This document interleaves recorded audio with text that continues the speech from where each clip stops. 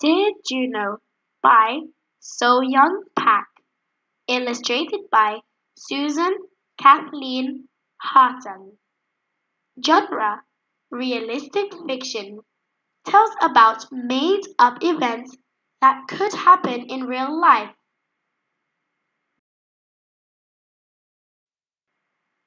Juno watched as the red and white blinking lights soared across the night sky like shooting stars, and waited as they disappeared into far away places.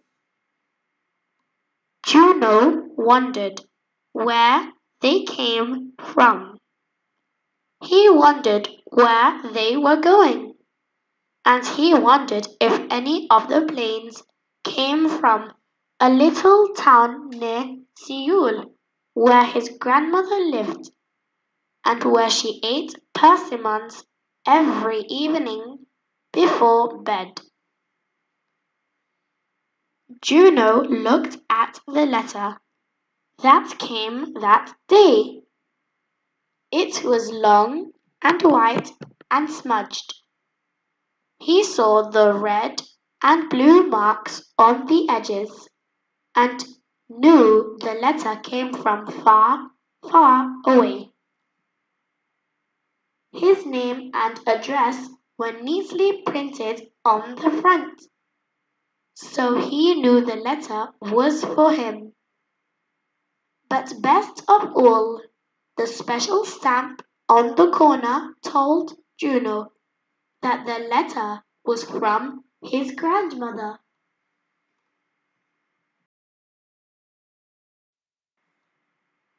Through the window, Juno could see his parents. He saw bubbles growing in the sink.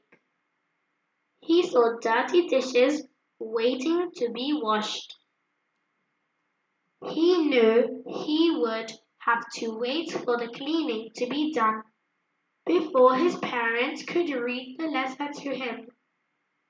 Maybe I can read the inside too, Juno said to his dog Sam.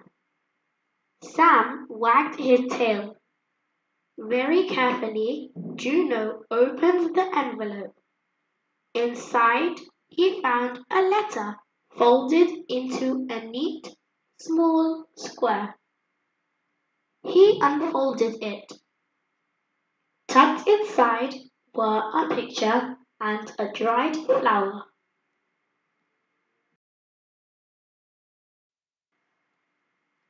Juno looked at the letters and words. He couldn't understand. He pulled out the photograph. It was a picture of his grandmother holding a cat. He pulled out the red and yellow flower. It felt light and gentle, like a dried leaf. Juno smiled. Come on, Sam, Juno said. Let's find Mum and Dad. Grandma has a new cat, Juno said as he handed the letter to his mother. And she's growing red and yellow flowers in her garden. How do you know she has a new cat? Juno's father asked. She wouldn't send me a picture of a strange cat, said Juno. I guess not, said Juno's father. How do you know the flower is from her garden? Asked Juno's mother. She wouldn't send me a flower from someone else's garden, Juno answered. No, she wouldn't, said Juno's mother. Then Juno's mother read him the letter. Dear Juno, how are you? I have a new cat to keep me company. I named him Juno after you. He can't help me read, but the rabbits no longer come to eat my flowers. Grandma. Just like you read it yourself, Juno's father said. I did read it, Juno said. Yes, you did, said his mother. At school, Juno showed his class his grandmother's picture and dried flour. His teacher even pinned the letter to the board. All day long, Juno kept peeking at the flower from his grandmother's garden. He didn't have a garden that grew flowers, but he had a swinging tree. Juno looked at the letter pinned to the board. Did his grandmother like getting letters too? Yes, Juno thought. She likes getting letters just like I do. So Juno decided to write one. After school, Juno ran to his backyard.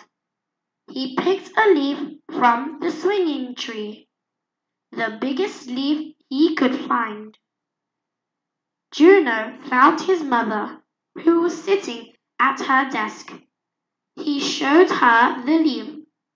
I am going to write a letter, he told her.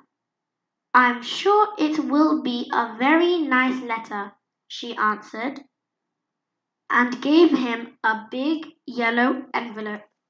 Yes, it will, Juno said, and then he began to draw. First, he drew a picture of his mum and dad standing outside the house. Second, he drew a picture of Sam playing underneath his big swinging tree. Then, very carefully, Juno drew a picture of himself standing under an aeroplane in the starry nighttime sky. After he was finished, he placed everything in the envelope. Here's my letter, Juno announced proudly. You can read it if you want. Juno's father looked in the envelope. He pulled out the leaf. Only a big swinging tree could grow a leaf this big, he said. Juno's mother pulled out one of the drawings. What a fine picture, she said. It takes a good artist to say so much with a drawing. Juno's father patted Juno on the head. It's just like a real letter, he said. It is a real letter, Juno said. It certainly is, said his mother. Then they mailed the envelope and waited. One day a big envelope came. It was from Juno's mother. This time Juno didn't wait at all. He opened the envelope right away. Inside, Juno found a box of colored pencils. He knew she wanted another letter. Next, he pulled out a picture of his grandmother. He noticed she was sitting with a cat and two kittens. He thought for a moment and laughed. Now his grandmother would have to find a new name for her cat in Korea. Juno was a boy's name, not a girl's. Then he pulled out a small toy plane. Juno smiled. His grandmother was coming to visit. Maybe she'll bring her cat when she comes to visit, Juno said to Sam as he climbed into bed. Maybe you two will be friends. Soon Juno was fast asleep, and when he dreamed that night, he dreamed about a far away place, a village just outside Seoul, where his grandmother, whose grey hair sat on top of her head like a powdered donut, was sipping her morning tea. The cool air feels crisp against her cheek, crisp enough to crackle. He dreams like the golden leaves which cover the persimmon garden. Thanks for watching. If you like my video, please click like. If you have any stories you would like me to add to my channel, please leave a comment below. Please subscribe to my channel.